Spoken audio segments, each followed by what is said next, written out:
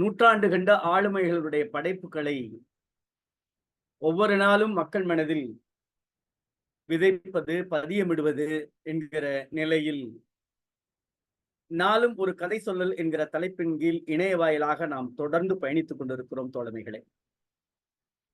குறிப்பாக நம்முடைய நூற்றாண்டு கண்ட ஆளுமை சாகித்ய அகாடமி விருது பெற்ற எழுத்தாளர் ஐயா கு. அழகிரிசாமியினுடைய சிறுகதைகளை நிறைவு செய்துவிட்டு இப்பொழுது பொதுவுடைமை சிந்தனையாளர், படைப்பும் செயலும் ஒரே தன்மையில் கருவாக கொண்ட கவிஞர் தமிழொலி அவர்களுடைய சிறுகதை படைப்புகளை குறித்து நாளும் ஒரு கதை என்கிற வாயிலாக இணைய வழியில் பயணித்து இன்றைக்கு 15வது நாள் தொடக்க நிகழ்வில் இருக்கிறோம் தோழமைகளே. தமிழொலி எப்பொழுதுமே எவருக்கும் கட்டுப்பட்டு எழுதியதில்லை. நேற்றே நாம் சொன்னது போல அவருக்கு எப்போது எழுத வேண்டும் என்று தோன்றுகிறதோ அப்போதே எழுதினார். படைப்பாளனுக்கு மிகப்பெரிய தேவை அதுதான். அந்த கற்பனை ஓட்டம் பயணிக்கின்ற பொழுது எழுத தொடங்கினால் அந்த ஓட்டம் ஒரு தொடர் ஓட்டமாக இருக்கும். அப்படித்தான் அவரும் இருந்தார். மற்ற நேரங்களில் நிகழ்வுகளை மனதில் அசை போட்டுக் கொண்டிருந்தார். உண்மைதான் தோழமைகளை. நாம் எந்த கருவை எடுத்திருக்கிறோமோ அந்த கருவை நாம் அசை போட்டுக் கொண்டே இருக்க வேண்டும். பாத்திர படைப்புகள் அந்த கதையினுடைய மைய பொருண்மையை சிதைக்காமல் கொண்டு சேர்க்கும். எழுத்துத்துறையில் அவர் எவருக்கும் கட்டுப்பட்டு எழுதியதும் இல்லை, வாழவும் இல்லை. அப்படி என்பதை அவரே குறிப்பிடுகிறார். நான் எந்த நேரத்தில் எதை எழுதுவேன் என்பது எனக்கே தெரியாது. ஏனெனில் எதையும் நான் திட்டமிட்டு செய்வதில்லை. அவ்வாறு செய்வது ஒரு கலைஞனின் பணியும் அன்று. அது ஒரு எந்திரத்தின் போக்கு. நான் எந்த ஒரு நேரத்தில் எதை படிக்கிறோனோ, எதை பார்க்கிறோனோ, அதுவே என்னுள் கிளைத்தெழுந்து கவிதை, கட்டுரை, கதை என்று பரிணமிக்கின்றன. அதனால் தான் இந்த நேரத்தில் இதை எழுதுவது என்று எவர் பணித்தாலும் எனக்கு எரிச்சலாக இருக்கிறது. அப்படி எழுதுவது இலக்கியமாக இருக்காது என்று தோன்றுகிறது என தன் வாழ்நாள் முழுவதும் எழுத்துப் பணியில் தன்னை அர்ப்பணித்துக் கொண்ட மாபெரும் சமூக படைப்பாளி கவிஞர் தமிழொலியினுடைய சிறுகதையான தற்கொலை என்கிற கதையை இன்றைக்கு கதை சொல்லி வாயிலாக கேட்க இருக்கிறோம் தோழமைகளை. கதை சொல்லியாக நம்மோடு பயணிக்க இருக்கக்கூடிய தோழமை வணக்கத்துக்குரிய திருமதி கே. கற்பகம் அம்மாள் அவர்கள் இன்றைக்கு நம்மோடு பயணிக்க இருக்கிறார். ஆசிரியர் பணியில், குறிப்பாக இடைநிலை ஆசிரியர் பணியில் 34 ஆண்டுகளாக தொடர்ந்து பணியாற்றி கொண்டிருக்கிறார். எனக்கு ரொம்ப பிடிச்சிருந்தது. என்னுடைய பணிக்காலம் 34 ஆண்டுகள் என்று சொல்லாமல் ஒருவர் தன் குறிப்பை சொல்லுகின்ற பொழுது தொடர்ந்து என்கிற அந்த ஒற்றை சொல் இருக்கிறதே, அந்த ஒற்றை சொல் தான் அவர் பணியின் மீது கொண்ட மோகம், பணியின் மீது கொண்ட ஈடுபாடு, பணியின் மீது கொண்ட ஈர்ப்பு. இந்த பணியின் வாயிலாக இந்த சமூகத்திற்கு நான் என்ன செய்ய இருக்கிறேன், என்ன செய்து கொண்டிருக்கிறேன் என தன்னுள்ளே கேட்டுக்கொள்ளுகிற அந்த ஒற்றை சொல் தொடர்ந்து என்ற வார்த்தை அவர் பயணித்திருப்பது உண்மையிலே பாராட்டத்தக்கது தோழமைகளே. அவர் படிக்கிற காலத்திலே வானொலி நிகழ்ச்சிகளில், குறிப்பாக பாப்பா மலர், சிறுவர் சோலை என பங்கேற்ற சின்னஞ்சிறு வயதிலிருந்தே தொடங்கிய அந்த படைப்பாளுமை கொண்ட அந்த பயணம் மாவட்ட அளவில் நடந்த பேச்சு போட்டிகளிலும் இசை போட்டிகளிலும் பரிசு பெற்ற ஆளுமை ஆவார். ஆசிரியர் பணியில், குறிப்பாக கல்வி ஒளிபரப்பில் மாணவர்களுக்காக நீதி கதைகளை வழங்கிய நீதியாளர் ஆவார். கல்வி தொலைக்காட்சியில் 6 முறை கற்பித்த அனுபவம் உண்டு என்று நாம் கேள்விப்பட்டோம். உண்மையிலே ஒரு நல்ல அனுபவமிக்க ஆசிரியர் என்பதை நாம் அறிகின்றோம். குழந்தை தின விழா பேச்சு போட்டிகளில் சென்னை மாவட்ட அளவில் தொடர்ந்து பலமுறை தன்னுடைய மாணவர்களை பங்கேற்க செய்து, அதுதான் முக்கியம். ஒரு ஆசிரியர் பணியினுடைய அறப்பணியினுடைய நோக்கம் அதுதான். தன்னுடைய மாணவனை முதல் பரிசை முதல் நிலையை எட்ட வைப்பதுதான் நல்ல ஆசிரியனுக்கான கடமையாக பார்க்கிறோம். ஊதியம் என்பது அது ஒரு புறம் இருக்கட்டும். ஆனால் ஊதியத்திற்காக வேலை பார்க்காமல் உள்ளத்திற்காக வேலை பார்க்கிற அறப்பணி என்பது மாணவனுக்கு தன்னை அர்ப்பணிப்பது. அதை ஆசிரியர் அழகாக செய்து கொண்டிருக்கிறார். தொடர்ந்து 5 ஆண்டுகள் ஆசிரியர் தின விழாவில் ஆசிரியருக்கான பேச்சு போட்டி, கவிதை போட்டியில் இவரும் முதல் பரிசு பெற்றிருக்கார். மாணவனும் முதல் பரிசு, ஆசிரியரும் முதல் பரிசு. தமிழ்நாடு பாடநூல் நிறுவனம் 2000 ஆண்டில் வெளியிட்ட 3ஆம் வகுப்பு தமிழ் பாடநூலின் ஆசிரியர் குழுவில் ஒருவராக பயணித்திருக்கிறார். அரிமா சங்கம் மற்றும் அயல்நாட்டு பல்கலைக்கழகங்கள் மூலம் சிறந்த நல்லாசிரியர் விருதும் பெற்றிருக்கிறார். கொரோனா தீநுண்மை காலத்தில் நல்ல ஒரு சொல்லாடல் அது. தீநுண்மை காலத்தில் பல்வேறு இலக்கிய அமைப்புகள் வாயிலாக மாவட்ட, மாநில, தேசிய, பன்னாட்டு கருத்தரங்கங்களில் பங்கேற்பாளர். சங்கத்தமிழ் இலக்கிய பூங்காவில் உறுப்பினராக தொடர்ந்து செயல்பட்டு வரக்கூடிய ஒரு நல்ல செயற்பாட்டாளர். நம்முடைய தமிழ்நாடு கலை இலக்கிய பெருமன்றத்தினுடைய கதை சொல்லிகளிலும் இணைத்துக் கொண்டு இன்னமும் தொடர்ந்து பயணிக்க இருக்கக்கூடிய வணக்கத்திற்குரிய போற்றுதலுக்குரிய ஆசிரியர் திருமதி கே. கற்பகம் அம்மா அவர்கள் தமிழ் ஒளியினுடைய சிறுகதையை சொல்ல வருமாறு தோழமையோடு அழைக்கின்றோம். தோழமையே வருக, கதை சொல்க. அனைவருக்கும் வணக்கம். மன்னனும் மாசர கற்றோனும் சீர்தூக்கின் மன்னரில் கற்றோன் சிறப்புடையன்.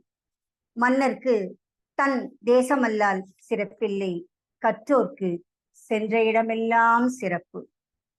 தமிழ்நாடு கலை இலக்கிய பெருமன்றத்தின் சீர்மிகு சான்றோர் பெருமக்களுக்கு முதற்கண் எனது பணிவான வணக்கங்கள். இணையத்தின் வாயிலாக இணைந்துள்ள அன்பு நெஞ்சங்களுக்கும் உள்ளார்ந்த வணக்கங்கள், வாழ்த்துகள், நன்றிகள். பொது உடைமை கவிஞரும் நூற்றாண்டு கண்ட ஆளுமையுமான பெரும் மதிப்பிற்கும் போற்றுதலுக்கும் உரிய ஐயா தமிழ் ஒளி சிறுகதைகளுள் ஒன்றை இப்போது நாம் பார்க்க போகிறோம். சமூகத்தை தனது எழுதுகோல் என்ற நெம்புகோலால் புரட்டிவிட வேண்டும் என்று முயற்சி செய்து அதை நகர்த்திய பெருமைக்குரியவர் ஐயா என்றால் அது நிச்சயமாக மிக இல்லை. அந்த நகர்வுதான் உங்களோடு என்னையும் ஒரு புள்ளியிலே இங்கே இணைத்திருக்கிறது என நான் திடமாக நம்புகிறேன்.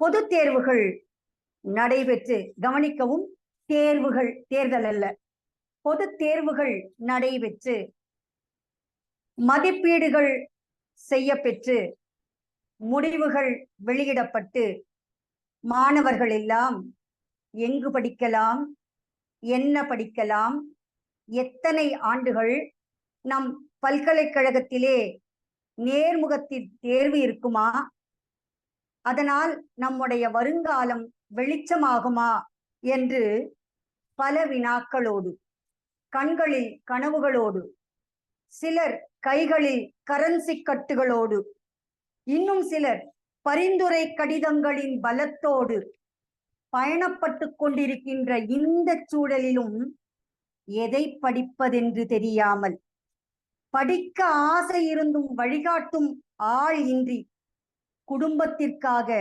சிலுவை சுமைக்கும் பரிதாபங்களும் இங்கு இருக்கத்தான் செய்கின்றன. இது எல்லாருக்கும் தெரிஞ்சது தானே. அதுக்கு என்ன அப்படின்னு நீங்க கேட்கறது எனக்கு புரியுது. நம்மளோட கதை கூட இதை ஒட்டி தான் நகருது. வாங்க கதையை பார்க்கலாம். அம்மா, நான் பரீட்சை எழுத போறேன், சீக்கிரம் எனக்கு காஃபி கொடுங்க. ஒரு மகன் தாயை நோக்கி கூக்குரல் எழுப்புகிறான். அதே சமயம் அந்த வீட்டு வாசலில், மா பால்காரன் வந்திருக்க, பாக்கிய கொடுங்கம்மா. மத்தளத்திற்கு 2 பக்கமும் அடி என்பது போல இந்த இல்லத் தலைவி மலைத்து போகிறாள். சமாளிக்க வேண்டுமே. பால்காரர், அடுத்து பலசரக்குக்காரர், வீட்டு வாடகை கேட்டு அதன் உரிமையாளர், இப்படி எத்தனை எத்தனை அவலங்கள், கடன், எப்படி சமாளிப்பது? இப்படி மூளை யோசிக்கும் முன் மனம் சொல்கிறது, மகனே பால்காரர நாளைக்கு கொடுக்கிறேன்னு சொல்லிவிடு, போய் சொல்லிட்டு வா.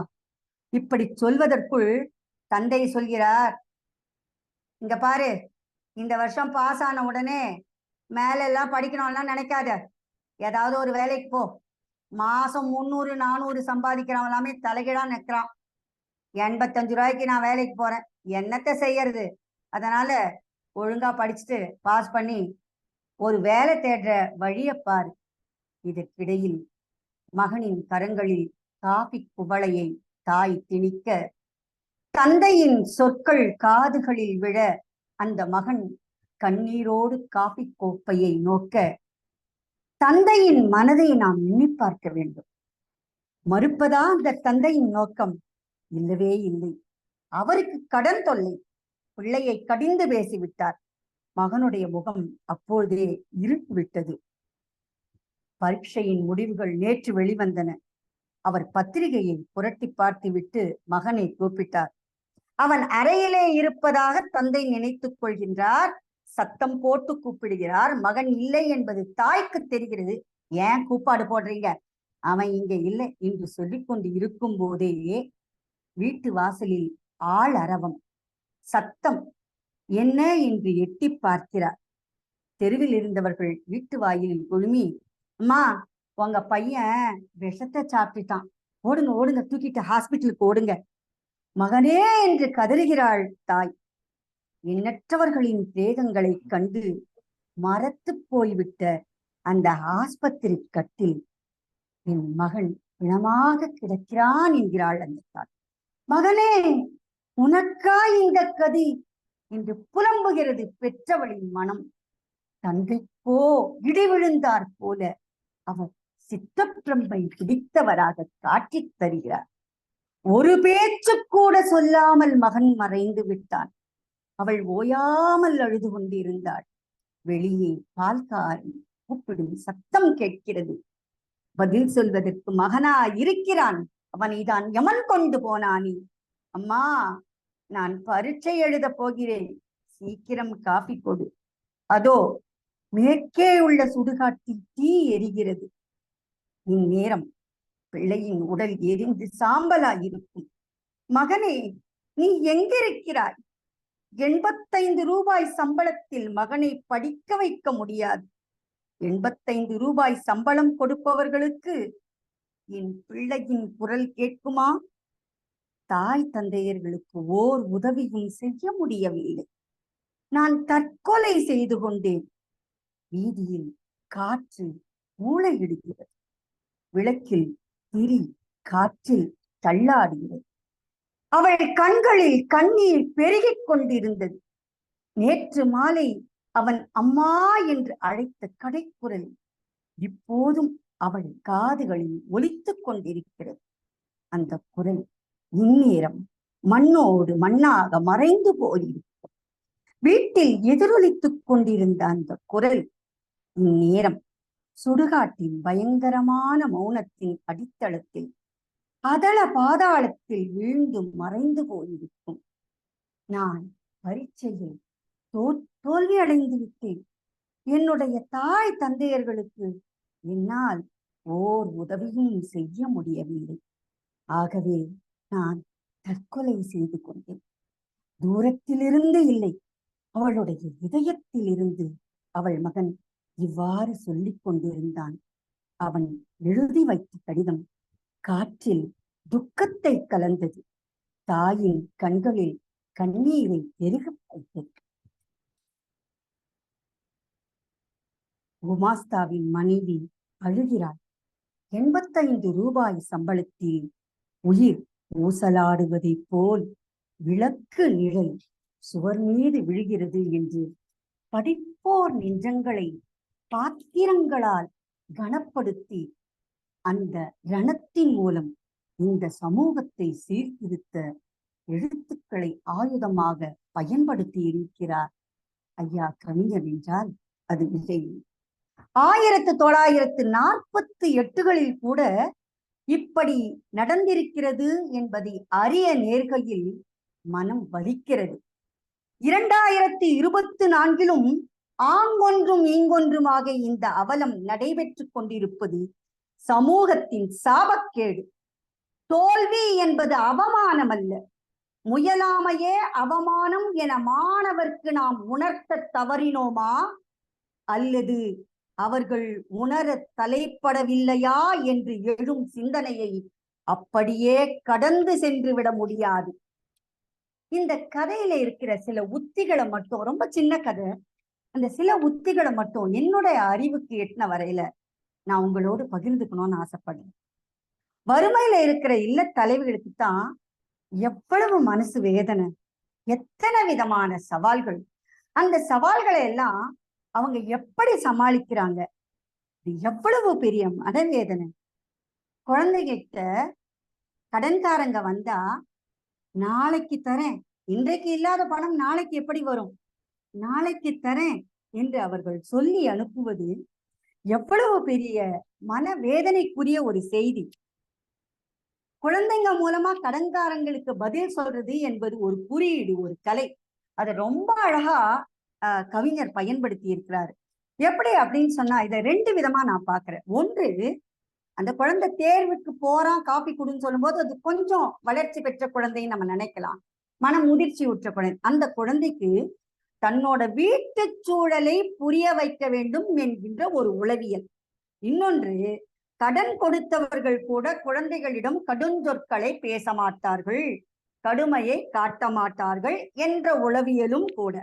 பாவம்பா, புள்ள குட்டிக்காரன் பொழைச்சு போகட்டும்னு கிராமத்துல அப்படி பொதுவா சொல்லிட்டு போவாங்க. இதுல வேடிக்கை என்னன்னா, இப்படி வறுமை வாய்ப்பட்டவர்கள், வறுமை கோட்டுக்கு கீழே உள்ளவர்கள் மிகச் சிறப்பாக தான் வாங்கின கடனை கஷ்டப்பட்டா கூட கொடுத்துடணும்னு நினைக்கிறவங்க ஏழைங்க தான். ஆனா எப்பாடு பட்டாவது அந்த கடனை தீர்த்துடணும்னு நினைப்பாங்க. ஆனா கோடிகளை சுருட்டுற கேடிங்க எல்லாம் இதுல இருந்து ரொம்ப சுலபமா தப்பிச்சிடுறாங்க. இதையே நம்ம நாட்டுல பாத்துக்கிட்டு தான் இருக்கோம். அதனால்தான் நாமக்கல் கவிஞர் எழுதுறாரு, மானம் பெரிதென உயிர் விடுவான், மற்றவர்க்காக துயர்படுவான், தானம் வாங்கிட பூசிடுவான், தருவது மேல் என பேசிடுவான், தமிழன் என்றோர் இனம் உண்டு, தனியே அவர்க்கொரு குணம் உண்டு, அமிழ்தம் அவனுடைய மொழியாகும், அன்பே அவனுடைய வழியாகும். என்ன அருமையா அந்த தமிழ் பண்பாட்டை அந்த 4 வரிகளுக்குள் அந்த கவிஞர் அடக்கி இருக்கிறார் அப்படின்னு பார்க்கணும். இது ரொம்ப ரொம்ப சிறப்பான ஒரு உத்தியா நான் பாக்குறேன். இன்னொன்னு, கிராமங்கள்ல எல்லாம் தன்னோட பொருளை முதல்ல வித்துட்டு அந்த பொருளுடைய தொகையை பின்னாடி வாங்குறது இன்னைக்கு கூட வழக்கமா இருக்கு. ஆனா இன்னைக்கு நம்ம சென்னை போன்ற நகரங்கள், இதே பாலை கூட எடுத்துக்கோங்களேன், நம்ம 1 மாசம் அட்வான்ஸா அவனுக்கு கொடுத்தாதான் பால் நமக்கு சப்ளை பண்ணுவாங்க. இதுதான் கிராமத்துக்கும் நகரத்துக்கும் உள்ள வித்தியாசம். அந்த கிராம சூழ்நிலைய ஒவ்வொரு கதையிலுமே, அது 2 மரக்காலா இருக்கட்டும், அல்லது நீதிபதி ஐயாவோட குரல்ல அந்த கதையாக இருக்கட்டும், சாக்கடை அள்ளுகின்ற தொழிலாளியின் கதையாகட்டும், குழந்தைகளால் ஒரு தாய் போராட்டங்களை நடத்த துணிஞ்ச அந்த கதையாகட்டும், ஒவ்வொரு இடங்களிலும் ரொம்ப அழுத்தமா தன்னுடைய முத்திரைய பதிச்சுட்டு போயிருக்கிறார் ஆசிரியர். இந்த கதையில ஒரே ஒரு இடத்துலதான் வருது தந்தையுடைய கதாபாத்திரம். ரொம்ப ரொம்ப கனமானது. பொதுவாக எல்லாருமே கதைன்னும் போது தாய் அந்த குடும்பத்துல எவ்வளவு கஷ்டப்படுவாங்கிறத சொல்லாம சொல்லுவாங்க. இங்க ஒரே ஒரு வார்த்தையை தான் தந்தை சொல்றார், பாஸ் பண்ணிடு, அதுக்கப்புறம் என்னால படிக்க வைக்க முடியாது, வேலைக்கு போ. இதை நான் எப்படி பாக்குறேன்னா, இங்கே முடியாது என்று சொல் அவரது இயலாமையை குறிக்கிறது. தன்னை குழந்தைய படிக்க வைக்க வேணும்னு மனசு ஆசைப்படுது, பொருளாதார சூழல் அதற்கு இடம் கொடுக்கல, அதனால அவரது இயலாமையை இங்கே சுட்டி காட்டுகிறார்.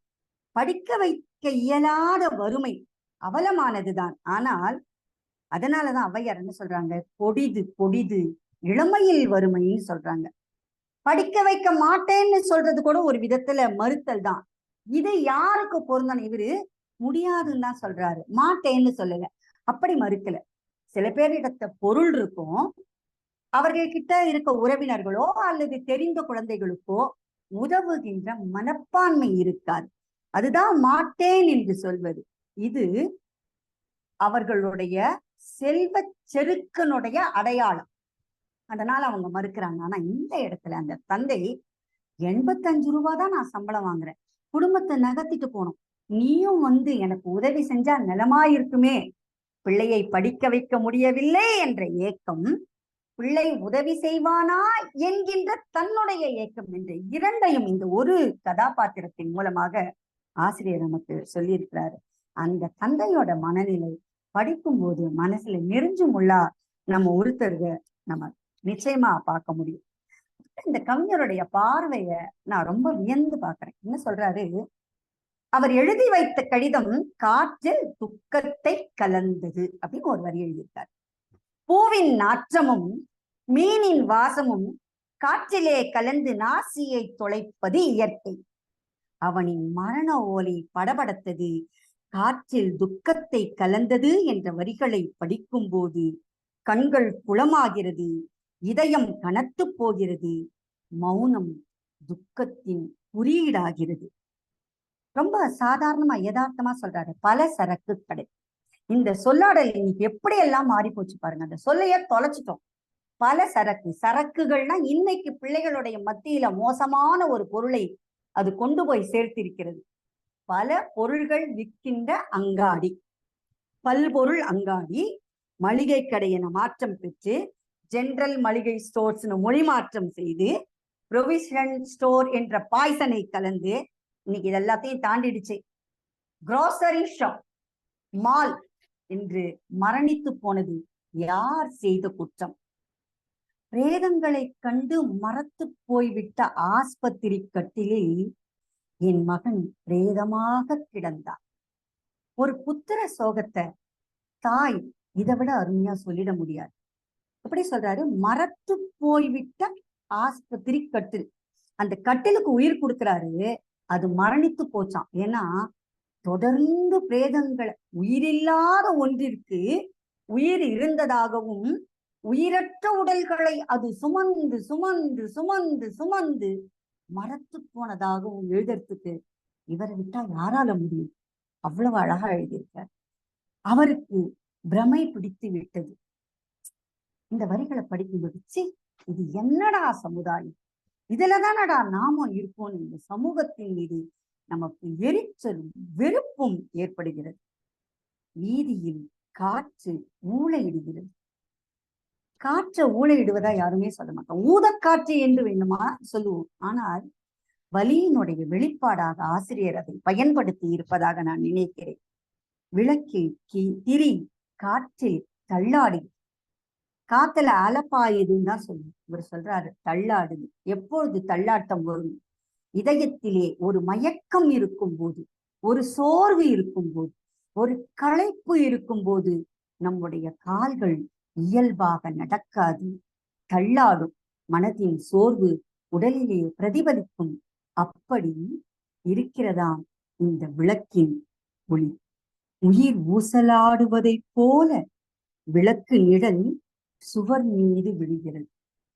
இந்த ஆசிரியர் எவ்வளவு ஒரு கனமான கதையை சொல்றாரு. அதுல எவ்வளவு ஒரு எளிமையான, நம்ம அத்தனை பேரும் அனுபவித்திருக்கக்கூடிய, பார்த்திருக்கக்கூடிய, ரசித்திருக்கக்கூடிய ஒரு அழகான உவமையை எந்த இடத்துல பொருத்தி பார்க்கிறார் பாருங்க. ஒரு விளக்கோடைய நிழல் சுவரிலே பட்டு இங்க விளக்கு ஆடுவது போல நிழல் ஆடுகிறதாம். அதை உயிர் ஊசலாடுகிறது என்று எழுதியிருப்பதை நினைக்கும் போது சிரிக்கிறதா அழகா? அவருடைய எழுத்தாற்றலை எண்ணி வியக்கின்ற அதே நேரம் அந்த தாயை போல நானுமே உண்மையில் மனம் வேதனை விட்டேன். இதை கதை என்று கடந்து போக முடியாது. இதைத்தான் தோழர் ஜீவா அவர்கள் பாடலிலே குறிப்பிட்டிருப்பார். மிக பிரபலமான பாடல், எப்போது கேட்டாலும் இதயத்தை பிசைந்து கண்களில் கண்ணீரை வரவழைக்கின்ற அருமையான பாடல். காலுக்கு செருப்பும் இல்லை, கால் வயிற்று கோளும் இல்லை, பாழுக்குடை தோமடாயின் தோழனே, பசையற்று போனோமடா, பாழுக்குடை தோமடா என் தோழனே, பசையற்று போனோமடா, பால் இன்றி பிள்ளை அழும், பட்டினியால் தாய் அழுவாள், வேலையின்றி நாம் அழுவோம், வீடு முச்சூடும் அழும், வீடு முச்சூடும் அழும், கோணல் மாணல் திட்டங்களால் கோடி கோடியாய் குவித்தே, வீணர் சிலர் கொழுக்க கண்டால் வெஞ்சினம் பொங்குதடா.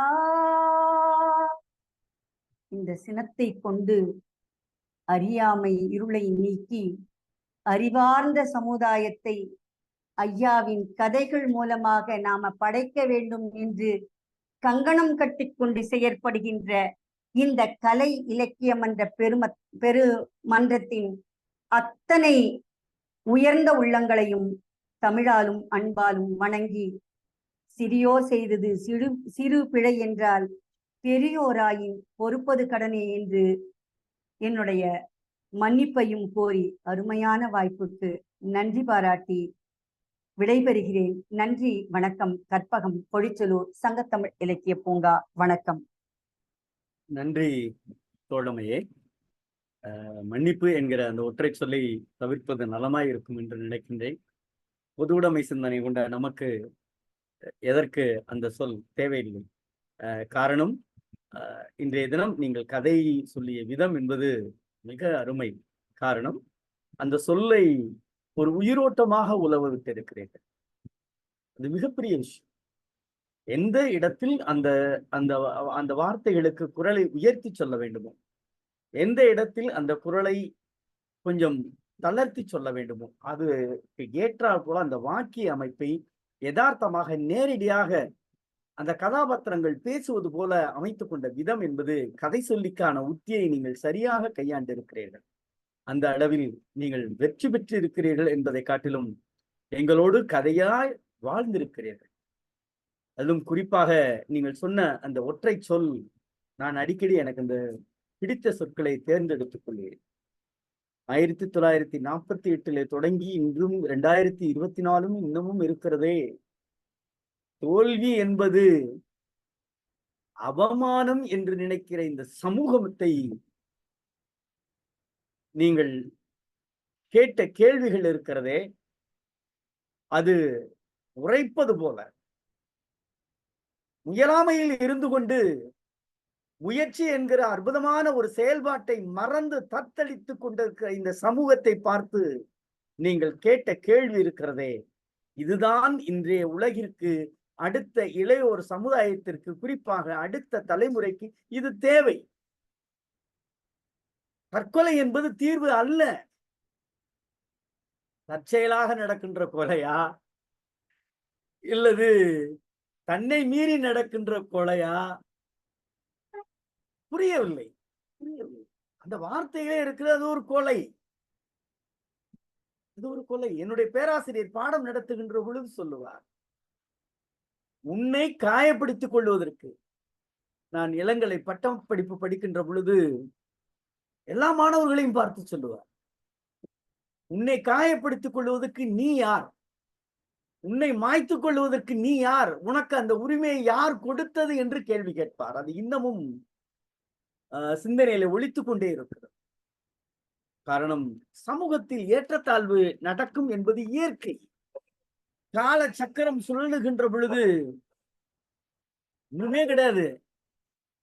40 பேர் தான் தேர்ந்தெடுத்திருக்காங்க. எல்லாரும் ஜெயிக்கணும்னு நினைச்சா யாருமே எலெக்ஷன்ல போட்டு இல்ல, எல்லாரும் தேர்ந்தெடுக்கிறதுனா அது என்ன, ஒண்ணும் கிடையாது. இயற்கை. இந்த இயல்பான வாழ்க்கையை புரிந்து கொண்டால் மனிதன் தற்கொலை செய்து கொள்ள மாட்டான். விஷயம் அதான், வேற ஒண்ணுமே கிடையாது.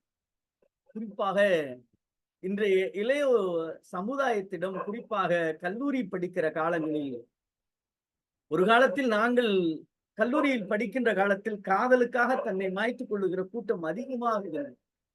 இப்பொழுது எதற்கெடுத்தாலும் மாய்த்துக் கொள்ளுகிற கூட்டம். இன்னும் இல்ல, எனக்கு எங்க அம்மா அப்பா 2 வீலர் வாங்கி தரல, அதனால நான் செத்து போயிட்டேன்.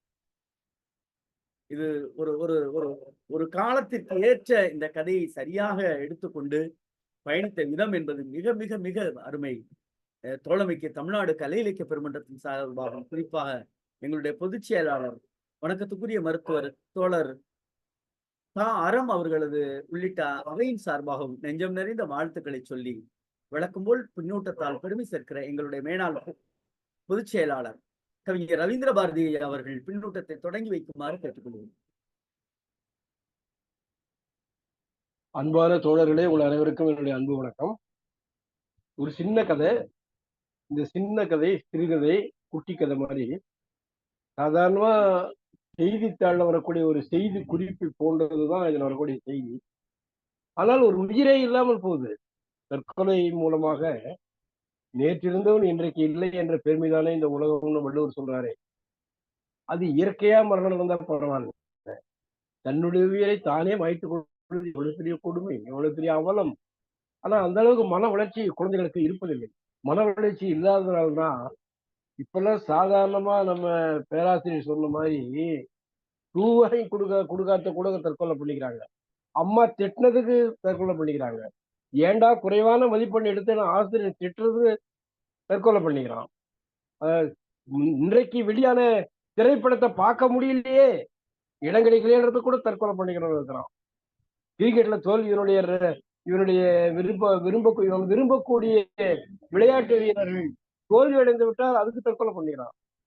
இப்படி இளைஞர்களுடைய மனம் ஒரு தன்னம்பிக்கை இல்லாமல், காரணம் தனியார் பள்ளி, தனியார் கல்லூரிகள், இதுல படிக்கிற மாணவர்களுக்கு தன்னம்பிக்கை ரொம்ப குறைவா வருது. ஆனா வறுமையின் காரணமாக வாடுகிற ஒரு குடும்பத்துல தன்னுடைய மகன் தேர்வு எழுதி தேர்ச்சி பெற்று விட்டு சம்பாதித்து தன் குடும்பத்தை காப்பாற்ற வேண்டும் என்று ஒரு பொறுப்புள்ள தந்தை கடன் கடன் கடன் கடனால் அவதிப்படக்கூடிய தந்தை சொல்லுகிறார், அது நியாயம். இவன் தேர்வில் தோல்வி அடைந்து விட்டதற்காக தற்கொலை செய்கிறான். எவ்வளவு பெரிய கொடுமை அது. அந்த தாய் உள்ளம் என்ன பாடுபடுகிறது. அவ படுற பாட்டை, அவ அழுகிறாள். குமஸ்தாவின் மனைவி அழுகிறாள். 80 ரூபாய் சம்பளத்தில் உயிர் ஊசலாடுவதை போல் விளக்கு நிழல் சுவர் மீது விழுகிறதுன்னு கதையை முடிக்கிறார். ஒரு சாதாரண ஒரு நிகழ்ச்சியை, ஆனால் ஒரு உயிரே இல்லாமல் போகிற நிகழ்ச்சி, ரொம்ப வருத்தப்படக்கூடிய நிகழ்ச்சி. ஒரு சின்ன கதையின் மூலம் நம்முடைய உள்ளத்தை எல்லாம் கலங்கடிக்க செய்திடுகிறார் தமிழ்வழி. தமிழ்வழியுடைய திறமை கவிதையில மட்டுமல்ல, சிறுகதையிலும். ஒரு கவிஞன் உரைநடை எழுதுகிற பொழுது அவனுடைய கவிதை ஆற்றல் அந்த உரைநடைக்குள்ளே பொதிந்து கிடக்கும். அதுதான் இவருடைய கதையில வருது. வாழ்க்கையினுடைய நுட்பங்களை, வாழ்க்கையின் துன்ப துயரங்களை, வறுமையில் படுகிற அவஸ்தைகளை எவ்வளவு எழுத்தால் எப்படி உயிரோட்டமாக உள்ளம் கலங்கும்படி எழுத முடியும் என்பதற்கு தமிழ்மொழியின் இந்த சிறிய கதை எடுத்துக்காட்டு. இந்த அம்மா ரொம்ப அருமையாக கதையை ஒரு இயல், இசை, நாடகம் என்கிற முத்தமிழோடும் கொடுத்துட்டார். அந்த கதையை மிக அழகாக 3 சுவையை நாம் அனுபவிச்சிட்டோம். இயல் சுவை, நாடக சுவை, இசைச்சுவை, 3 தமிழையும் இந்த சின்ன கதைக்குள்ள பொருத்தி கொடுத்த அம்மையாருக்கு என்னுடைய மனமார்ந்த வாழ்த்துக்கள். இந்த நிகழ்ச்சியை தொடர்ந்து ஏற்பாடு செய்து கொண்டு வருகின்ற நம்முடைய தமிழ்நாடு கலை இலக்கிய பெருமன்றத்தினுடைய மாநில பொதுச் செயலாளர் இருந்து நெறியாளர்களான நம்ம கருமுருகன், நம்முடைய அன்பு அகிலா அவர்கள், 2-3 நாள காணும் அகிலாவை அவர்கள், நம்முடைய இதை பார்த்து கொண்டிருக்கின்ற அருமை தோழர்கள் அனைவருக்கும் என்னுடைய அன்பான வணக்கத்தையும் வாழ்த்துக்களையும் நன்றியையும் தெரிவித்துக் கொள்கிறேன். நன்றி, வணக்கம். நன்றி கவிஞர் அவர்களே, மிக்க மகிழ்ச்சி. இன்னைக்கு சிவசுப்பிரமணியன் தோழர் வரலைன்னு நினைக்கிறேன், அப்படிதான் நினைக்கிறேன். ஏன்னா அவங்க இல்லைன்னா அவங்க எனக்கு பாலனே, நீங்க பின்னோட்ட சொல்றீங்களா? மகிழ்ச்சி, சொல்லுங்க. ஏதோ ஒரு மெடிக்கல் ஷாப்ல இருக்க மாதிரி இருக்கு, பின்னாடி ஏதோ பண்ணிட்டு இருக்கீங்க. நம்ம தோழர் கடை தான், கலை இலக்கிய மன்ற தோழர் கடை தான். 2 பேரும் தான் கதையை கேட்டுக்கிட்டு இருந்தோம். பட்டுக்கோட்டைக்கு வந்திருக்கீங்களா? ஊருக்கு வந்திருக்கிறேன். மகிழ்ச்சி மகிழ்ச்சி மகிழ்ச்சி. தோழர்களே வணக்கம். சொல்லுங்க. அந்த கதையை சொல்லி ரொம்ப ரொம்ப அற்புதமா அந்த கதையே ஒரு சோகமான கதை, அந்த சோகத்தோட ஒரு சோகமாவே இவங்க சொன்னாங்க.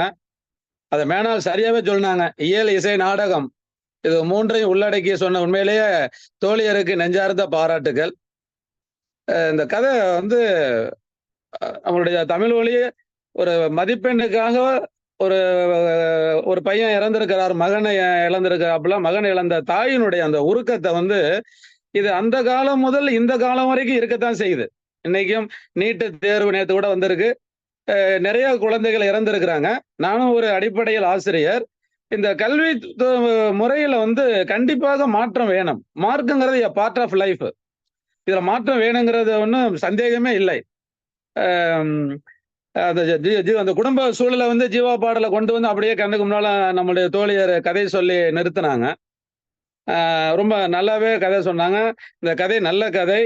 இது வந்து இந்த தன்னம்பிக்கை, இந்த தற்கொலையை வந்து நம்ம வந்து தடுக்கணும். இந்த கதை மூலமா நம்ம எல்லாரும் மனசுல உறுதி எடுத்துக்கிட்டு, அதுவும் இளம் சிறார்கள், ஒரு தாயை இழந்த அந்த பையன் இறந்துட்டான்.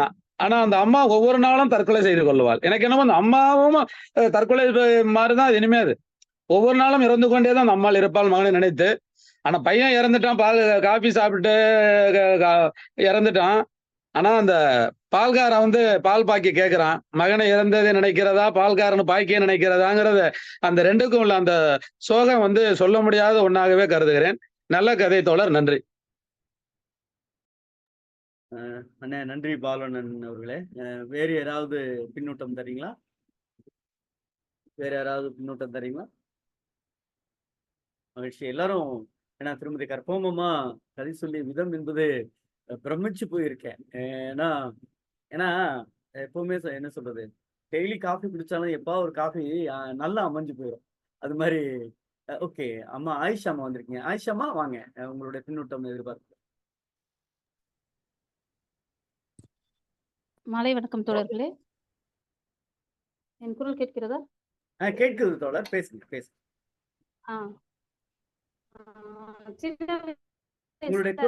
உங்களுடைய குரல் ஓசை ரொம்ப கம்மியா இருக்கு, கொஞ்சம் குறைவா இருக்கா? இப்போ ஓகேங்களா?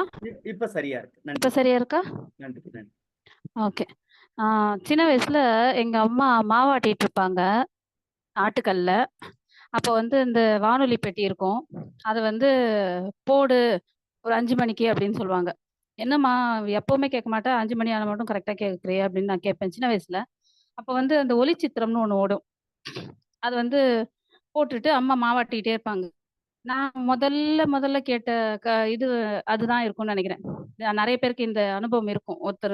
ஒரு தோழர் வந்து மெசேஜ்லயும் குறிப்பிட்டிருக்கிறாரு ஒளிச்சித்திரம் பத்தி.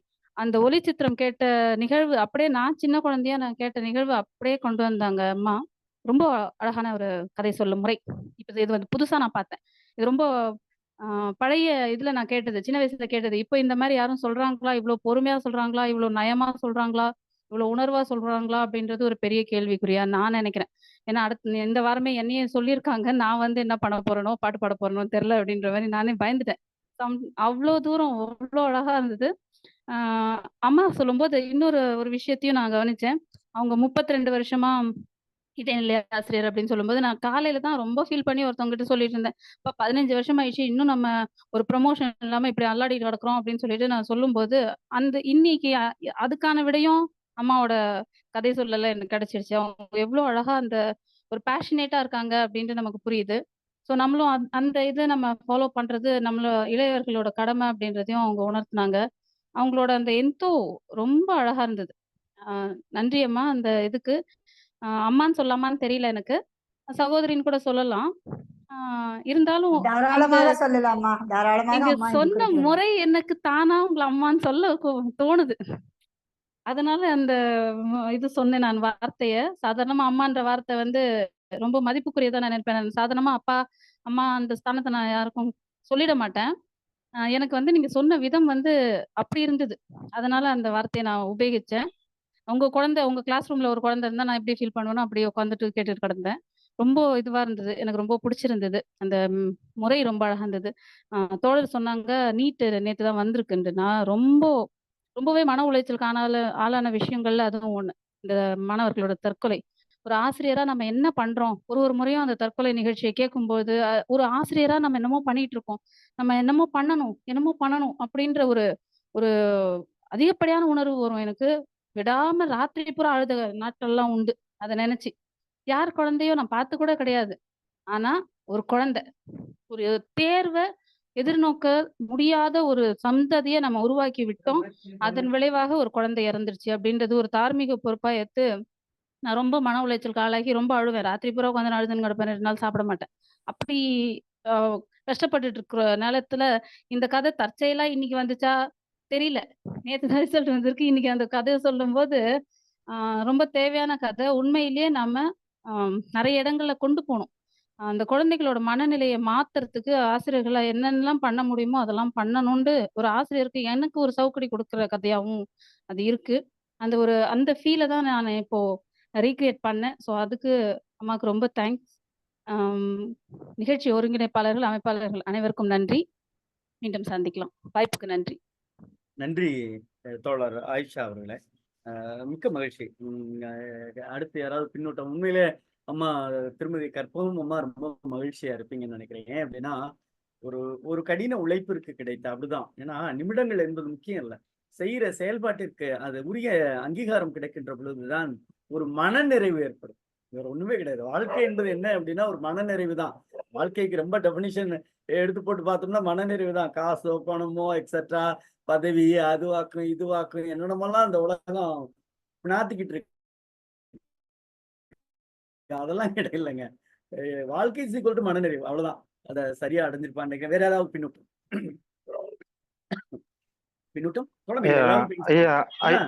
வாங்க. மருது நாகராஜன் தோழர் வாங்க. ஐயா வணக்கங்க. அனைவருக்கும் வணக்கம். நல்லா அம்மா அவர்கள் மிக சிறப்பாக பேசினார்கள். முதலில் அவங்களுக்கு என்னுடைய வாழ்த்துக்கள். ஒரு 3 பக்க கதை எடுத்துக்கொண்டு இவ்வளவு விரிவா அதை ஆய்வு நோக்கோட அவங்க பேசுனது எனக்கு ரொம்ப பிடிச்சிருந்தது. கதை சொல்லிட்டு அதன் பிறகு அதை ஒப்பிட்டு பிற அறிஞருடைய கருத்து, பாடல்கள் எல்லாமே வந்து மிக சிறப்பா பண்ணாங்க. நான் இன்னொன்று இந்த என்ன சொல்ல வர்றது அப்படிங்கன்னா, நான் அவங்க வந்து சின்ன பிள்ளையா இருக்கும்போது படிக்கிற காலத்துல கிராமங்கள்ல பள்ளிக்கூடத்துல சேர்ப்பாங்க. அப்பா அம்மா போய் பள்ளிக்கூடத்துல போய் சேர்ப்பாங்க. சேர்க்கும் போதே வாத்தியார்கிட்ட என்ன சொல்லி சேர்ப்பாங்கன்னா, பள்ளிக்கூடத்துல ஐயா ஒழுங்கா படிக்கலைன்னா நீங்க எப்படி வேணாலும் அடிங்க, என்ன வேணாலும் பண்ணுங்க, கண்ணை மட்டும் விட்டுருங்க அப்படின்னு சொல்லுவாங்க. இந்த வார்த்தை நாங்க பலமுறை கேட்டிருக்கோம். வாத்தியார்களும் நல்லா குச்சி வச்சு பயங்கரமா அடிப்பாங்க, வெயில முட்டி போட்டு பின்னாடிலாம் அடிப்பாங்க, நல்லா படிக்கணும்டா நல்லா படிக்கணும்னு சொல்லி. இன்னும் என் நினைவு இருக்கு. என்னுடைய ஆசிரியர் வந்து சேவியர்ன்னு சொல்லிட்டு இன்னும் நினைவு இருக்கு. நான் அடி வாங்கியிருக்கிறேன். வெயில்ல வந்து முட்டியை போட சொல்லுவார் மணல்ல. குச்சி வச்சு கை 2 மேல தூக்குடா அப்படிம்பாரு. அதுக்காக நாங்க தற்கொலை பண்ணிக்கல, சரியா படிக்கல அப்படிங்கிறதுக்காக தற்கொலை பண்ணிக்கல. ஆனா இன்னைக்கு மாணவர்கள் வந்து தற்கொலை பண்ணிக்கிறாங்க. ஆனா இதை நான் இன்னைக்கு எப்படி பாக்குறேன்னா, இன்னைக்கு அதிக மார்க் எடுக்கிறவங்களும் தற்கொலை பண்ணிக்கிறாங்க. அதை நம்ம ரொம்ப உன்னிப்பா கவனிக்க வேண்டியதா இருக்கு.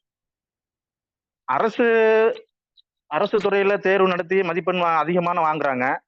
ஆனா நீட்டுக்கு வந்து இடம் கிடைக்கல, மருத்துவ படிப்புக்கு கிடைக்கல. அப்ப இது எதை நமக்கு காட்டுது அப்படிங்கிறது நமக்கு இன்னைக்கு ஒரு பெரிய கேள்வியா இருக்குது. ஆனா இதை சொல்லணும்னு நினைச்சேன். மற்றபடி மீண்டும் அம்மா அவர்களுக்கு என்னுடைய வாழ்த்துக்கள். நன்றிங்க.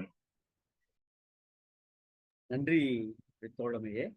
அடி வாங்கினது நீங்க மட்டும் இல்ல, எல்லாருமே தான். இருக்க எல்லாருமே ஆசிரியர்கிட்ட அடி வாங்கியிருப்போம். அதுவும் நான்லாம் ரொம்ப சிறப்பான மாணவர். எப்படின்னா ராஜமாணிக்கம்னு ஒரு சார் இருந்தாங்க. பாடம் நடத்துறது அவரை மிஞ்சினதுக்கு நான் இதுவரையும் எவ்வளவோ ஆசிரியர்களை சந்திச்சிருக்கேன். இன்னும் அது மாதிரி ஒரு ஆசிரியரை நான் இன்னும் பார்த்ததே இல்லை. போர்டுல சாக்பீஸ் கூட நான் படிக்கிற காலங்களில் கலர் சாக்பீஸ் வச்சுதான் பயன்படுத்துவார். எந்தெந்த சொல்ல என்னென்ன கலர் நிறைய கலர் பண்ணி காலையில ஒரு 10 வேப்பங்குச்சியை செதுக்கிட்டு வருவார். நான் வரவுமே முடிவு பண்ணிடுறேன், 10 நமக்குத்தான் அப்படின்னு எனக்கு தெரியும். 10 வேப்பங்குச்சியை செதுக்கி அழகா காய வச்சு இந்த குச்சி கூட பாத்தீங்கன்னு வச்சுக்கோங்க அவ்வளவு அழகா இருக்கும். அடி வாங்கின ஒரு சுகமா இருக்கும். ஆனா 10 குச்சியும் அடி வாங்கின பெருமை எனக்கு மட்டும்தான் உண்டு. எனக்கு சொல்றதுக்கு ஒரு சங்கடம் கிடையாது. ஒருவேளை அந்த புண்ணியமா அப்படி அடிக்கலைன்னு வச்சுக்கோங்க, ஏதாவது ஒரு ஹோட்டல்ல ஸ்பெஷல் தோசை சாருக்கு டேபிள் அப்படின்னு தான் நான் கண்டிப்பா என்னோட வாழ்க்கை ஆமாங்க. என்னுடைய உடம்புக்கு அப்படிலாம் கடினமான வேலையெல்லாம் பார்க்க முடியாது. காரணம், அவர்கள் அந்த உழைப்பு இருக்கு பாருங்க. ஒரு நாள் கூட அடிச்சதுக்காக அந்த வாத்தியார வந்து மறுநேரம் பார்த்து வணக்கம் சொல்லாம இருந்தது கிடையாது. இன்னைக்கெல்லாம் கல்லூரிகள்ல மாணவர்ட்ட குறிப்பா நான் நேரடியாவே பார்க்கிறேன். யாராவது ஒரு ஸ்டாஃப் திட்டிட்டான்னா, அந்த கல்லூரிய முடிச்சுட்டு போற வரையும் பேச மாட்டேங்கிறான். முறைச்சுக்கிட்டே போறான். முறைக்கிறான், பண்றான், என்னென்னமோ பண்றான். அ குறிப்பா ஆசிரியர்கள்லாம் பத்தி எல்லாருமே அத அனுபவிப்போம்னு நெனைக்கிறேன். திட்டுன பிறகு வீட்டுக்கு வந்தா நமக்கு தூக்கம் வர மாட்டேங்குது. அவனுக்கு ஏதாவது ஆயிடுச்சுன்னா, ஐய்யய்யோ! பெரிய பிரச்சனையா இருக்குமோ! அப்படிங்கிற ஒரு பயம் நம்மள அறியாம ஒரு வர ஆரம்பிச்சுருது. இதனால என்னன்னா, இந்த பாத்திரம் அருந்து பிச்சை எடுங்கிற மாரி, அளந்து போடுங்கிற மாரி, இப்ப திட்டுறத கூட அளந்து திட்ட வேண்டியது இருக்கு. திட்டி முடிச்ச பிறகு காம்ப்ரமைஸ் பண்ண வேண்டியிருக்கு. சரி விடு, விடு. நான் எதுக்கு திட்டினேன்? வேணும்னே திட்டினேன். அப்படின்னு அவன் என்ன நினைக்கிறான்? இவர் இப்படித்தான். அவரே திட்டிட்டு, அவரே மன்னிப்பு கேட்டுக்குவாருங்கிற மாரி ஆன ஒரு ஏளன போக்கு. அந்த வார்த்தைய கவனமா பயன்படுத்துறேன். இன்று இருக்கக்கூடிய மாணவர்களிடம் ஏளன போக்கு. வீட்டுக்கு வந்தா ஆ எங்க வீட்ல உட்பட எனக்கு சொல்றதுக்கு சங்கடமும் கிடையாது. ஆசிரியர்களை கிண்டடிக்கிற செய்திகளே அதிகமாக இருக்கிறது. வீட்டுக்கு வந்தவா மாணவர்கள் அதிகமாக கிண்டல் அடிக்கிற ஒரு கதாபாத்திரம் யாருன்னா ஆசிரியர், ஆசிரியைகளா தான் இருக்கிறோம். இது காரணம் என்னன்னா, இதுவும் ஒரு தற்கொலைக்கான காரணம். ஏன்னா, முதல்ல நம்பிக்கை இருந்துச்சு. ஒரு அப்பா, அம்மாவுக்கு அப்புறம் நம்ம வாத்தியார், அவர் வந்து தெய்வம்டா. அவரு நம்ம வாழ்க்கை போனாலும் அவர் எப்படியாவது நம்மள காப்பாத்தி கை தூக்கி விட்டுருவாருன்னு நம்பிக்கை இருந்தது பாருங்க. அது இன்னைக்கு இல்ல. சிதைஞ்சு போச்சு. அத வந்து சரியாகவே எனக்கு உண்மையிலே கற்பகம்மா மேல மகிழ்ச்சி என்னன்னா, அந்த கதைய சொன்ன விதம். ஏன்னா, கதைய அப்படியே சொல்லிட்டு போகாம, நம்முடைய மருதுநாகராஜன் தோழர் சொன்னது மாரி, கடைசியில ஒரு விவாத போக்குல, ஆய்வு போக்குல, அந்த வரிகளை எல்லாம் எடுத்துக்கொண்டு, கட்டமைத்துக் கொண்டு, இதுதாங்க இந்த கதையோட நோக்கம். இத இந்த பிள்ளைங்கள்ட்ட எப்படிங்க கொண்டு போறது? அப்படின்னு ஒரு கேள்வியை வைத்தது போல தான் நான் பார்க்கிறோம். அந்த இடத்துல மிக்க மகிழ்ச்சி. சிவசுப்ரமணியம் தோழர் அவர்களே, தாமதமாக வந்தீர்கள். கதையை படித்திருப்பீர்கள் என்பதை நாம் அறிவோம். தோழர்கள் அனைவருக்கும் வணக்கம். பின்னூட்டம் சொல்லலாம். தோழர்கள் அனைவருக்கும் வணக்கம்.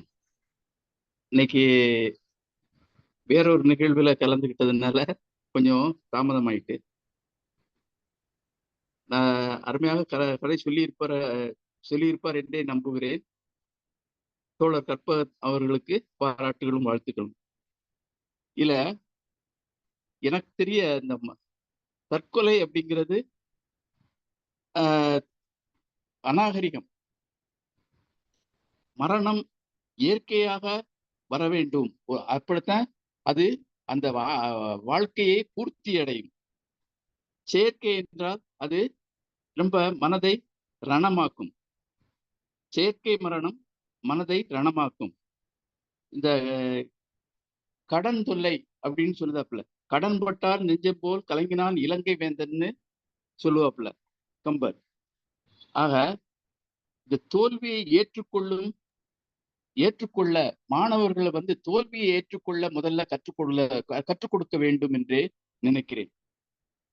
அவன் கொஞ்சம் சிந்திச்சு பார்த்திருப்பான்னா இந்த மாதிரி செயல்ல இறங்க மாட்டான். மாணவன் வந்து தாயின் கஷ்டம், தாயை காப்பாற்ற வேண்டும், நம்ம இறந்துட்டா தாய் இவ்வளவு கஷ்டப்படுவாங்க, தாயை காப்பாத்துறதுக்கு யார் இருக்கா அப்படின்னு கொஞ்சம் சிந்திச்சு பார்த்தோம்னா அந்த தற்கொலையை செய்ய மாட்டான். அந்த அவன் இறந்த பிறகு, தற்கொலை பண்ணி இறந்த பிறகு, தாய்க்கு அவனுடைய குரலும் உருவமும் மாறி மாறி வந்து குரல் வந்து செவிகள்ல ஒலிக்குது, உருவம் வந்து கண்களில் வந்து அலைபாயுது. இப்படி அந்த தாயை என்ன பாடுபடுத்தும், அலைக்கழிக்கும். அதை சிந்தித்து மாணவர்கள் செயல்பட வேண்டும் என்பதை இந்த மைய கருத்தாக கொண்டு தமிழ் இதை இந்த கதையை எழுதியிருக்கிறார் என்று கருதுகிறேன். வாய்ப்புக்கு நன்றி. நன்றி தோழமையே. நிறைவாக நம்முடைய பொதுச் செயலாளர் போக முன்னாடி அம்மா எதுவும் கருத்து சொல்றீங்களா? கற்பகம் அம்மா. நன்றிதான் ஐயா சொல்ல வேண்டும். தமிழ் மொழியை கொண்டு போய் தமிழ் மக்களிடையே உலகெங்கும் சேர்க்க வேண்டும் என்று பயணப்பட்டு கொண்டிருக்கின்ற இந்த வேர்கள் எல்லாம் நீரோடி இன்னும் ஆழமாக இன்னும் பறந்துபட்டு கால தேச வர்த்தமான எல்லைகளை கடந்து நிச்சயமாக ஒரு புதிய சமூகத்தை உருவாக்க வேண்டும் என்று சொன்னீங்க. 34 வருஷமான இதற்கு நான் நன்றி சொல்ல வேண்டியது என்னை பெற்ற என்னுடைய தகப்பனுக்கு. அவரை பார்த்துத்தான் நான் இந்த வேலைக்கு வந்தேன். ஆனால் 30 ஆண்டுகள் கழித்த பிறகு ஏன் அவரை பார்த்து நான் அப்படி மயங்கினேன், ஏன் இந்த வேலையை தேர்வு செய்தேன் என்று எண்ணும் அளவுக்கு இந்த சூழல் என்னை கொண்டு தள்ளினாலும் இதில் இருக்கின்ற மனநிறைவு, குழந்தைகளோடு நாம் இருக்கின்ற அந்த நேரம், அவர்களுக்கு கற்றுக் கொடுக்கின்ற இன்பம், கற்றுக்கொண்டு அவர்கள் அதிலிருந்து எழுந்து வந்து நம்மை பார்த்து புன்முறுவல் செய்து எனக்கு இது புரிந்து விட்டது என்பதை அவர்கள் கண்களின் வாயிலாக சொல்லும் போது கிடைக்கின்ற மனநிறைவு இறைவனின் முன்பு இருக்கும் போது கூட எனக்கு எழுந்ததில்லை. இது உண்மை ஐயா. நீங்கள் சொன்னீர்களே, அப்படி நாம் செய்கின்ற செயலை நம்முடைய மனதிற்கு நிறைவாக செய்தோமானால் அதற்கான பலன் இன்று இல்லை என்றாலும் ஒரு நாள் பழமாக நம்முன் கனிந்து நிற்கும். அப்பொழுது சுவைப்பதற்கு பல் இல்லை என்றாலும் கூட கண்களால் அதை பருகி எது வந்ததோ அதனிடமே திருப்பி தந்து ஆசீர்வதிக்கின்ற ஒரு மனநிலை நமக்கு உருவாகும். அந்த மனநிறைவை எனது 34 ஆண்டு கால ஆசிரியர் பணி தந்திருக்கிறது. இதற்கு காரணமாக என்னுடைய முதல் வகுப்பு ஆசிரியர் தொடங்கி இன்று எங்களுடைய பள்ளி செயலாளராக இருக்கின்ற நிர்வாகி வரை அத்தனை பேருக்கும் என்னுடைய நன்றியினை காணிக்கையாக்கி நிறைவு செய்கிறேன். வணக்கம் ஐயா. நன்றி. நன்றி தோழமையே, மிக்க மகிழ்ச்சி. நிறைவாக கருத்துரு வழங்குமாறு நம்முடைய கலை இலக்கிய பெருமன்றத்தினுடைய பொதுச் செயலாளர் தோழமை மிக்க மருத்துவர் அறம் ஐயா. தோழர்கள் அனைவருக்கும் வணக்கம். கேக்குதா தோழர்? கேட்குது பொதுச் செயலாளர். தோழர்கள் அனைவருக்கும் வணக்கம். ஆசிரியர் கற்பகம் அவங்க வந்து ரொம்ப அருமையா சொன்னாங்க. இயல், இசை, நாடகம் மாதிரிதான் அவங்களுடைய சின்ன கதையாக இருந்தாலும் அதனுடைய ஒவ்வொரு உணர்ச்சிகளையும் நாமக்கல் கவிஞரோட இது, நம்ம ஜீவாவினுடைய பாட்டை அப்படியே அந்த அர்த்தம் தெரிந்து உருகி மிக அருமையான பாட்டோட கதை சொன்னாங்க. ரொம்ப அருமையா இருந்தது. அவரு நல்ல டீச்சர்ன்றவங்க எங்க இதுல ஆர் சுப்பிரமணியம்னு ஒரு சீஃப் இருப்பார் மெடிசன்ல. அவருக்கு யாரெல்லாம் ஃபெயில் ஆகுறாங்களோ அவங்களத்தான் ரொம்ப பிடிக்கும் அவருக்கு. அவங்க மேல தோல்ல கைய போட்டுக்கிடுவாரு. அப்ப ஒரு டீச்சர் எப்படி இருக்கணும்னா, அந்த கிளாஸ்ல யாருக்கு புரியாதோ அவங்களுக்கு புரியணும், அவ்வளவுதான். யாருக்கு கஷ்டப்பட்டு புரிவாங்களோ, யாருக்கு எது சொன்னாலும் புரியாதோ அவங்கள புரிய வைக்கணும். அதான் டார்கெட்டா இருக்கணும். நல்லா படிக்கிறவன போய் தொடுறது வந்து பெரிய விஷயமே இல்லை. அது எல்லாம் அவனே படிச்சுக்கிடுவான். அப்ப அந்த மாதிரியான ஒரு டீச்சரால மட்டும்தான் இந்த மாதிரியான ஒரு கதையை சொல்ல முடியும். அதுபோக ஆசிரியர் பணி பத்தி சொன்னாங்க.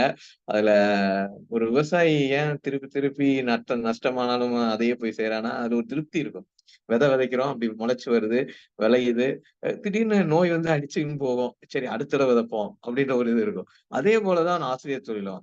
ஆனா ஆசிரியர் தொழில் இப்ப என்ன வருது அப்படின்னா, நம்மகிட்ட படிச்ச மாணவர்கள் ஒரு ஆசிரியர் செயலையும் ஒரு இது இருக்கு. சரி நம்ம ஆசிரியர் பணியிலே இருக்கோம், இன்னும் சிபிஎஸ்லயே இருக்கோம், நமக்கு ஒரு பென்ஷனை கூட நிரந்தரமாக்கல, ஆனா நம்மகிட்ட படிச்சு நம்ம கல்வி கொடுத்தவங்க நிறைய பேர் நல்லா இருக்கிறாங்களே அப்படின்ற ஒரு உணர்வும் வருது. அதே நேரத்துல மாணவர்கள்ட்ட அவங்க சம்பளத்துக்காண்டி வேலை பார்க்காங்க, நம்ம என்ன பெரிய மதிக்கணுமா அப்படின்ற மாதிரியான ஒரு இது இருக்கு. இதெல்லாம் சமூக சிக்கல்கள். இதெல்லாம் மருத்துவத்துறை அந்த மாதிரிதான். இதுல வந்து எங்களுக்குனாலும் நாங்க ஒரு நோயை குணமாக்குறோம் அப்படின்னா அதுக்கு ரெசிப்ரோக்கல்ல ஏர்னிங் வரும். அதனாலே ஒரு திருப்தி கூட இருக்கலாம் மருத்துவத்துறையில. ஆனா வாத்தியார்களுக்கு அப்படி கிடையாது. அவங்க அந்த பிக்சட் சேலரி தான். அது பிரைவேட் ஸ்கூல் டீச்சர்ஸ் இன்னும் ரொம்ப மோசம்.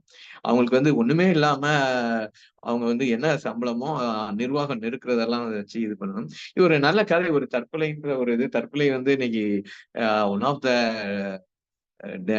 இறப்புக்கான காரணங்கள்ல அதிகமா இருக்கு. இப்ப நிறைய பார்க்கலாம். இப்ப சமீபத்துல ரொம்ப கொடூரமான தற்கொலை ஒண்ணு நடந்தது. இது வந்து ஆசிரியர் தம்பதிகள் தான் நினைக்கிறேன்.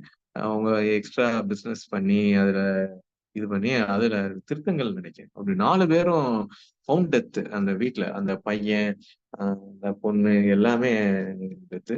இது தற்கொலை வந்து மாணவர்களுக்கு மட்டும் இல்ல, எல்லாருக்கும் இருக்கு. அதுல பல ஆய்வுகள்லாம் நடந்திருக்கு. ஆண்களுக்கு அதிகமா இருக்கா, பெண்களுக்கு அதிகமா இருக்கா, திருமணமானவங்க செய்யறாங்களா, திருமணம் இல்ல முடிக்காதவங்க செய்யறாங்களான்னு.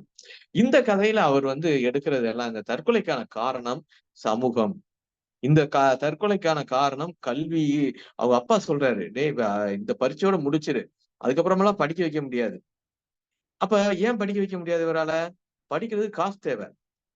அப்ப காசு என்னால கட்ட முடியாது. அப்ப நீ வந்து 200, 300 வாங்குறவனாலே படிக்க வைக்க முடியல. ரூ. 85 வாங்குறவன என்னையால எப்படி படிக்க வைக்க முடியும்? நீ அடுத்து ஒழுங்கா வேலைக்கு வந்துரு. இது வந்து ஒரு குழந்தை தொழிலாளர் ஒரு 10வதுன்றது ஒரு 15 வயசு 16 வயசு இருக்கும். நம்ம 18 வயசு கீழேயே வந்து வேலை செய்யக்கூடாது குழந்தை என்றோம். அப்ப இந்த ஒரு குடும்ப சூழல் காரணமாக நீ வந்து படிப்பை நிறுத்தி விட்டு இல்ல படிச்சு பாஸ் ஆயிடணும், அதுக்கப்புறம் வேலைக்கு வந்துடணும் அப்படின்ற ஒரு தந்தை, இந்த வீடு சூழல் பலசரக்கு கடைக்காரன்ட்ட கடன், பால்காரன்ட்ட கடன், இந்த வீட்டு ஓனர் வீட்டுக்காரன்ட்ட கடன், இப்படிப்பட்ட ஒரு சூழல்ல இருக்கான். அவன் சொல்றான் என்ன, அவன் தற்கொலை கடிதத்துல என்ன எழுதியிருக்கான், அம்மாக்கும் அப்பாவுக்கும் என்னால ஒண்ணுமே செய்ய முடியாம போச்சு. இவன் படிச்சு பாஸ் பண்றது ஃபெயில் ஆகுறதெல்லாம் ஒரு பெரிய விஷயமே கிடையாது. நம்ம இன்னைக்கு வந்து பெரியார் தான் சொல்லுவாங்க, அவருடைய தீம் தான் அந்த 9th வரைக்கும் பாஸ் கொடுக்கணும்ன்றது. குழந்தைங்க சரியா படிக்கலைன்னா என்ன செய்யறது அப்படின்னு கேட்பேன். வாத்தியாரை ஃபெயில் பண்ணுங்க என்பாரு பெரியார். பசங்களை ஃபீல் பண்ணுவேன். அவனே காலங்காலமா படிக்காம இருந்திருக்கான், இப்பதான் வந்திருக்கான், இவனை படிக்க வைக்கிறதா இவங்களோட வேலை, அவங்கள படிக்க வைக்க முடியலன்னா வாத்தியார ஃபெயில் ஆக்கணும் அப்படின்னு. அதன்படி இப்ப 9th வரைக்கும் பாஸ் கொடுத்துட்டேன். அதுல நல்லதா கெட்டதான்றதெல்லாம் விவாதத்துல இருக்கு இன்னைக்கு வந்து. அப்ப இப்ப ஒரு பொதுத் தேர்வை சந்திக்கும் போது நாம என்ன சந்திக்க போறோம், அது போக ஒரு பொதுத் தேர்வுல ஒரு இன்னைக்கு வந்து புதிய கல்விக் கொள்கை அமலாச்சுன்னா 4-5 பொதுத் தேர்வுகள் வரும். அதுல இன்னும் வந்து இந்த கார்பரல் பனிஷ்மெண்ட்டை பத்தி எல்லாம் நம்ம பேச்சு வந்துருச்சு. நான் படிக்கிறப்ப இப்படி அடிச்சாங்க செய்யறாங்க. ஆனா இப்போ வந்து கார்பரல் பனிஷ்மெண்ட் வந்து நம்ம தமிழ்நாடு கலையிலக்கிய செயற்குழுல கூட ஒரு தீர்மானம் போட்டிருக்கோம். அதுல திருச்சியில நடந்த இதுல கார்பரல் ஆர்டிஏ ஆக்ட், ஆர்டிஏ வந்து பேசிக் ரைட் எஜுகேஷன் வந்து கம்பல்சரி. இன்னைக்கு வந்து ஒரு பையன் படிக்கல அப்படின்னா கவர்மெண்ட் மேல கேஸ் போடலான்ற அளவுல போகும். நீ அவனுக்கு கல்வி கொடுக்காதது அரசின் குற்றம். அதனாலதான் ஆர்டிஏ ஆக்ட்ல வந்து பிரைவேட் ஸ்கூல்லையும் 25% ஃப்ரீ எஜுகேஷன் அதெல்லாம் சொல்லி வராங்க. ஆனா அது நடைமுறைப்படுத்துறாங்களா அப்படின்றது இருக்கு. அது குழந்தைகளுடைய ரைட்ஸை வந்து 135 நாடுகள்ல இந்த சட்டம் இருக்கு. 2009 இயற்றப்பட்ட சட்டம். அது வந்து கார்பரல் பனிஷ்மெண்ட். ஆனால் இந்த கதைக்கும் கார்பரல் பனிஷ்மெண்ட்டுக்கும் ரொம்ப சம்பந்தம் இல்லை. இந்த கதை வந்து என்ன சொல்லுது அப்படின்னா, சமூகத்தின் மீதுதான் குற்றத்தை வைக்க. இந்த சமூகம் வந்து கல்வியை கொடுக்கறது கூட ஒரு 85 ரூபாய் சம்பளம் வாங்கக்கூடிய குமாஸ்தாவால், நீ வந்து 85 ரூபாய் சம்பளம் வாங்கக்கூடிய குமாஸ்தாவாலே முடியலைன்னா சாதாரண தினமும் உழைத்து கூலி வேலை செய்யும் ஒருவரால் கல்வி எவ்வாறு கிடைக்கும்? அந்த சூழல் 48ல இது வந்து எழுதுறாங்க. சுதந்திர இந்தியாவுல நடக்குது, இப்படி இருக்கு, இந்த இதுக்கு என்ன தீர்வு அப்படின்னு தமிழொலி கேட்ட கேள்விக்கு வந்து 2010 தான் பார்லிமெண்ட் வந்து ஆர்டிஏ ஆக்டை நிறைவேற்றி இந்தியாவில் பிறக்கும் அத்தனை குழந்தைகளுக்கும் கல்வி கொடுப்பது, இலவசமாக கொடுப்பது அரசின் கடமை. அந்த இந்தியாவில் பிறந்த ஒவ்வொருத்தருக்குமே பேசிக் ரைட், அடிப்படை உரிமை வந்து கல்வி அப்படின்னு கொண்டு வந்திருக்காங்க. ஆனா அது இன்னைக்கு நடைமுறையில நடக்கா அப்படின்னு தெரியல. இன்னொரு காட்சியும் காட்டுறாரு.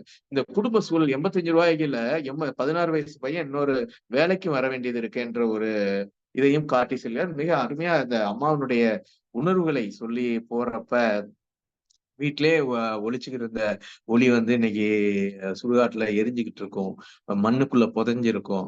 அந்த ஒளி காத்துல ஊளை காத்து வந்தது, இல்ல அந்த அகல் விளக்கினுடைய பிம்பம் இப்படி ஆடிக்கிட்டு இருந்தது அப்படின்லாம் அவருடைய கவித்துவமான வார்த்தைகள் எல்லாம் இந்த கதைக்குள் கொண்டு உணர்ச்சியை படிப்பவர்கள் மத்தியில ஏற்றி மிக அருமையாக கதை சொல்கிறார்.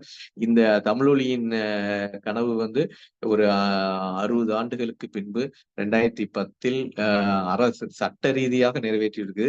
அது நடைமுறைக்கு வந்துள்ளதா என்பதை நாம் இன்னும் தீவிரமாக அதை அமல்படுத்துவதில் நாமும் முன்னெடுக்க வேண்டும். நன்றி.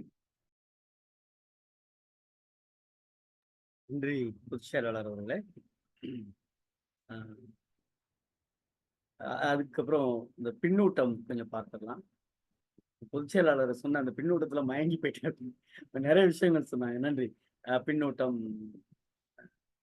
சங்கரநாராயண வள்ளியூர் ஜீவா பாடல் மிகச் சரியான பொருளை சரியான உணர்வோடு கடத்தியது அருமைன்னு போட்டிருக்காங்க.